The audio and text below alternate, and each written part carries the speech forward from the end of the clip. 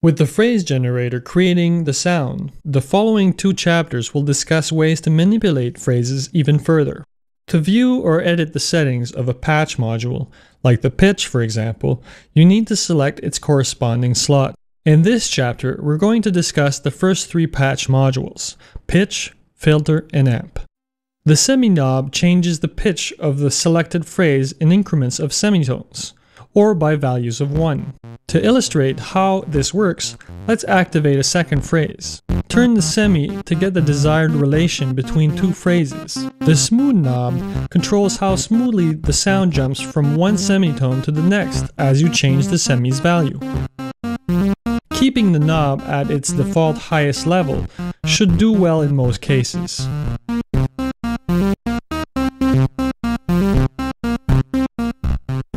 The values for these rotary knobs are always displayed here, along with the parameter's name. The fine knob plays the same role as the semi, however the increments in pitch are far smaller. The complete range is equal to a single semitone, whereas with the semi you had 48. At this point, the pitch setting allows you to hear the thickening effect a little pitch control can add to a sound. Changing the key track knob affects the spacing between each note you play on the keyboard, with semitones at 100.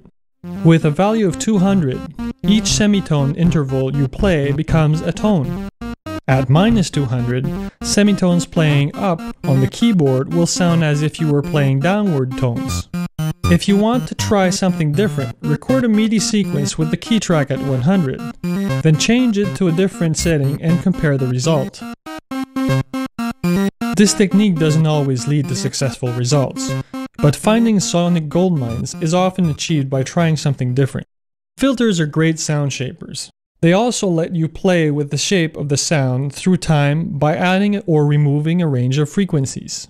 You need to enable the filter to hear its effect. Selecting one of the 5 filter modes will determine how the filter will affect the sound. The low pass cuts frequencies above a threshold frequency. The threshold frequency itself is determined by the cutoff frequency knob. With a low cutoff on a low pass filter, you get a dull and fluffy sound. With higher cutoffs, you get a brighter one. The high pass filter also cuts frequencies, but the ones below the threshold determined by the cutoff control. A mid to high cutoff will remove the bottom end of the sound, making it thinner. This type of setting is great to add edge to a sound without overcrowding the mid and bass range.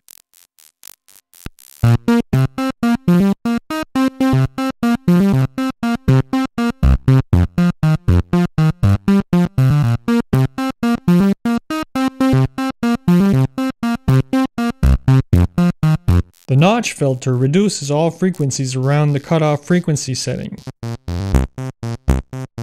For best results, set the resonance control to a higher setting when using the notch filter.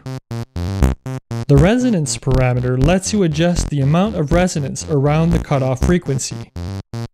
A higher resonance produces a juicier sound around the cutoff frequency, which helps make the sound around this frequency range stand out more.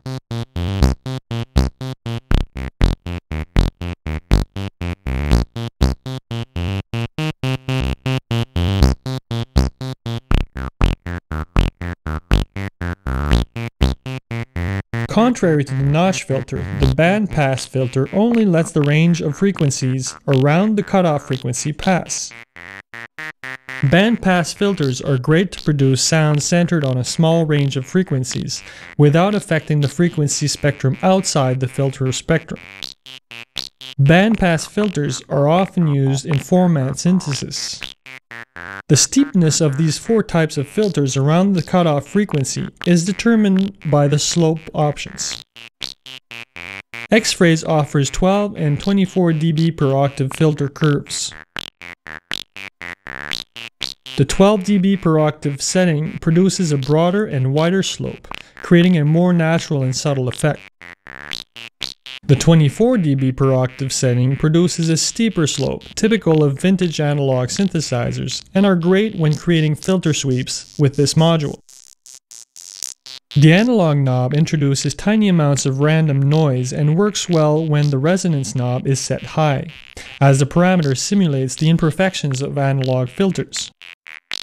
As a result, greater analog levels, married with greater resonance levels, will produce grittier and dirtier sounds.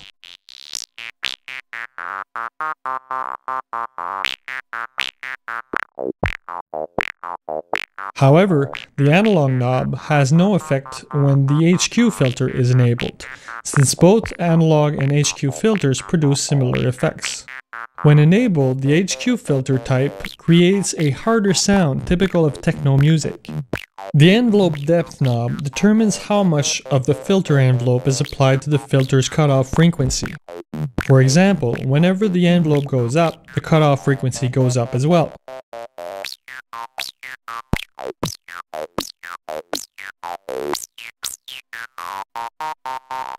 How quickly it goes from one point to another is determined by the steepness of the curve. The amplitude of the graph itself is determined by the envelope depth. In most cases, you will work with tempo-based envelopes, meaning that the envelope's duration will follow the current project's tempo. To switch to time-based instead, deactivate the tempo-based icon. Enable the loop icon when you want to loop a portion of the envelope. Pressing the loop icon a second time turns it green, which will force the loop to alternate, going forward then backward. Pressing a third time disables the loop altogether.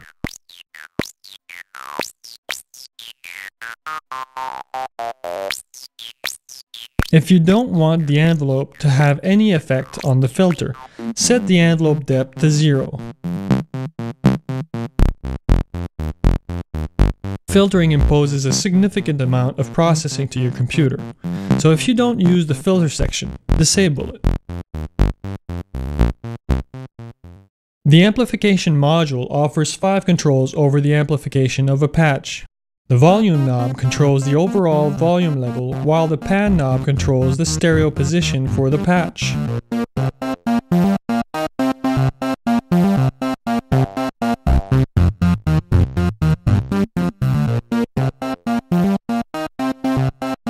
The spike knob controls the punch of the attack by providing more amplitude to this attack as the knob is set higher.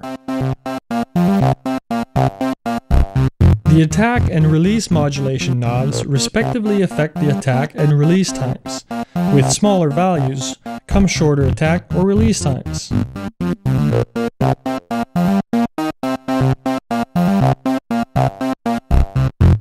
Similar to the filter envelope, the amplitude envelope lets you change the volume level of the patch through time.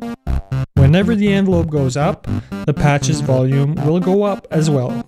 Whenever it goes down, the volume goes down as well. In other words, the volume knob controls the overall amplitude level, while the envelope controls its variation in time. Besides not having a depth control, the amplitude envelope's last handle will always be at the envelope's lowest value. The editing envelope section in Chapter 8 will discuss how to edit envelopes in greater details. The tempo-based and loop controls are identical in function to those found in the filter module. The output selection lets you decide where to send the output in the host channel mixer. For independent control over each patch in the combi, you can assign up to 4 outputs per combi or 1 per patch. By doing so, you can add effects to individual outputs, further tweak the EQ, or insert an additional compressor on one of the patch in the combi.